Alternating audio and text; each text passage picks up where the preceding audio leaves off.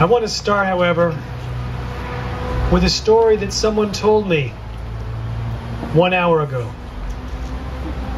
When he was in high school, he was a computer guy, 1976. And he had a modem. And he hooked into a system that he didn't realize was the CIA. This is what he told me. You can decide if it's true.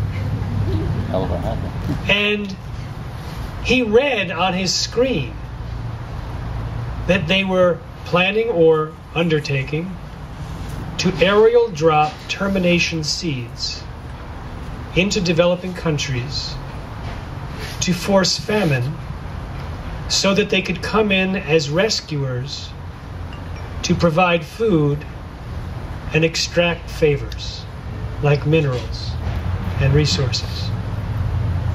And he was called to the principal's office because they tracked him.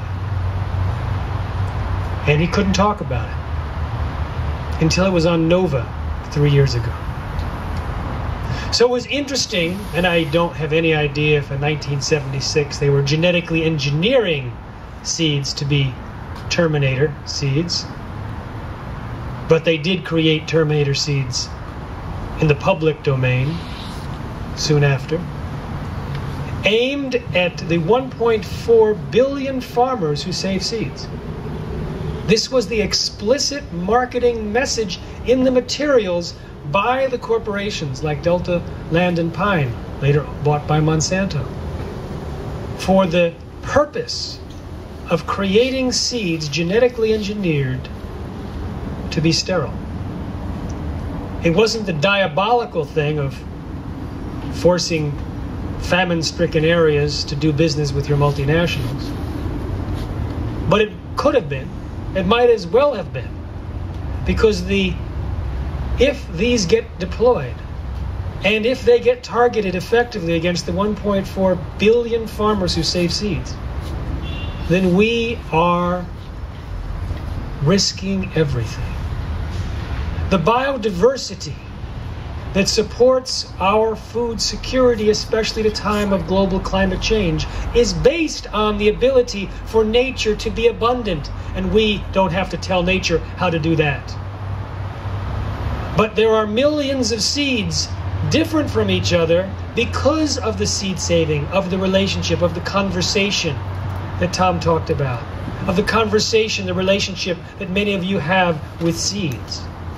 And that actually is such a holy alliance. It is the way, it is more than a communication, it is a nurturing, it is a loving, it is a sharing, and it is at risk. Because Monsanto has proven its ability to get farmers to give up generations of practices, generations of seeds, on the promise of greater profits and the projection of lies. And if they do eliminate the biodiversity and force farmers to collect their seeds every year with payment to the limited genetics found in the seed catalogs, then what happens if there's a blight or a climate change? They'll march in with their latest gene, hoping it works. But it may not. And what has supported the safety and abundance may be gone. Now, we started out talking about the Terminator seed, a diabolical plan, supposedly by the CIA, described in a story to me 1 hour ago by this man. But we have documentation of another diabolical plan that actually was undertaken. They genetically engineered tobacco, smuggled the seeds into Brazil, and grew tobacco with much higher levels of nicotine, so it would be more addictive. It was called tobacco loco by the locals because even walking past the plants would get them dizzy. And then they smuggled the tobacco out, and what I'm told is inserted a single cigarette in a pack of 20 to addict the human population in the United States. Kissinger said, to control countries, control the oil; to control the people, control the food. Vandana Shiva said, to control the food, control the seed. On July 1st last year, the USDA told Scott's Miracle-Gro, yes, we will honor your petition, honor your request, by telling you that our laws have no jurisdiction on your genetically engineered Roundup Ready Kentucky bluegrass. So the USDA does not have to look at it at all. Just because of the technical aspects that the genes inserted don't come from bacteria or viruses, so they're not an apparent pest threat.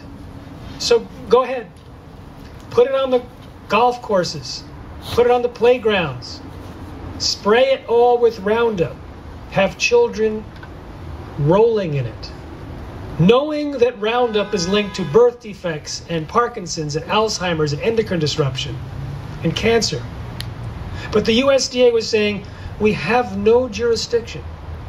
And of course the FDA, they have no approval process for GMOs. They haven't approved of GMO. They have a voluntary consultation process where at the end of this meaningless exercise, they issue a letter which says Monsanto believes its foods are safe and recognizes it's its responsibility.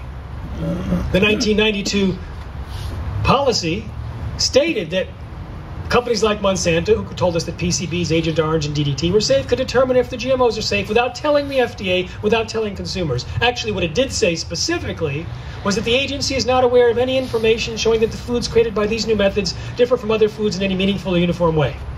And that was the excuse given for saying, we don't approve, we don't need to evaluate, no labeling is necessary. That sentence was a lie.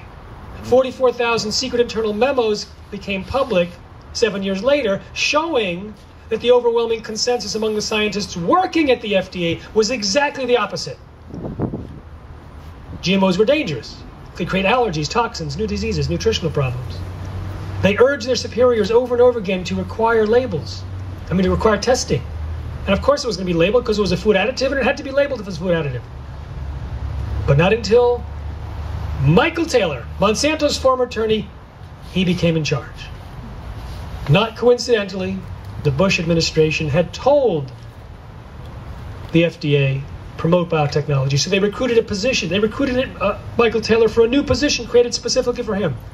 Monsanto's former attorney, in charge of the policy that allowed Monsanto's crops and seeds to get on the market without any testing, notification, labeling. And then Taylor became Monsanto's vice president and lobbyist, and then became the food safety czar in the USDA once again. So getting back to the USDA, they said no evaluations needed for Scott's Miracle-Gro. So I wrote him a letter. And I said, does this mean, because of the technical exclusion, the loophole, that companies can genetically engineer grass to make you hungry? To make you hungry for a particular product? Or to repel kids? So you don't have to see the old guy saying, hey, you kids, get away from there. No, just plant this grass. It repels kids, or attracts dogs and cats, or repels dogs and cats, or changes your mood or behavior, or the tobacco.